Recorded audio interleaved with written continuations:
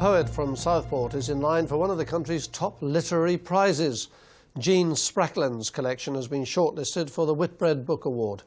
The winners will be announced later this week. We went along to meet her at her home in Ainsdale. Just being shortlisted for the Poetry Award has been fantastically exciting for me, not something that I anticipated in any way. And of course, to win would be an enormous boost for my writing. When I wrote this poem before there were weather forecasts, I was thinking about how people in past times used to make sense of the ups and downs of their lives, and how they would perhaps trace back the origins of misfortunes that happened to them or to their communities to bad things that they'd done in the past. So I think in a way this poem is about science and the difference that a scientific way of looking at the world has made to our own lives.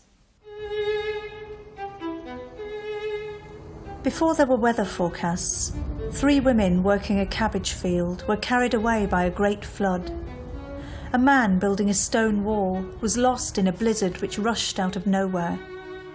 Whole crops were thumbed flat by an angry wind, a retribution. There had been a text in the stars which no one had translated in time.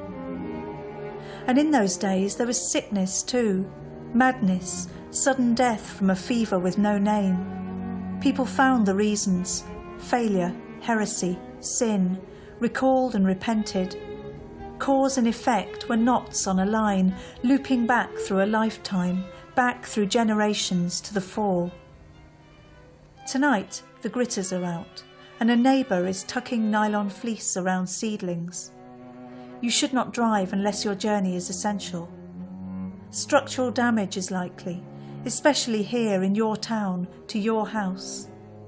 But that bit of insider dealing, don't dwell on it.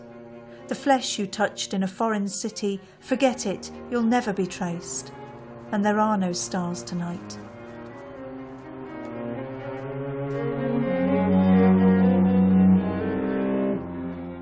I think people sometimes turn to poetry at moments where other kinds of language fail them.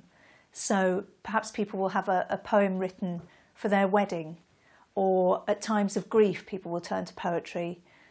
The obvious example is in the film 4 Weddings and a Funeral, where the Auden poem Stop All the Clocks was used to great effect. But poetry can also focus in on very small, almost unnoticed details of our lives, and can expand them and can make them magical. So there can be a sort of magic in the ordinary stuff of people's lives as well as the big moments. Well, the best of luck to Jean Sprackland. Hope she wins that Whitbread Prize.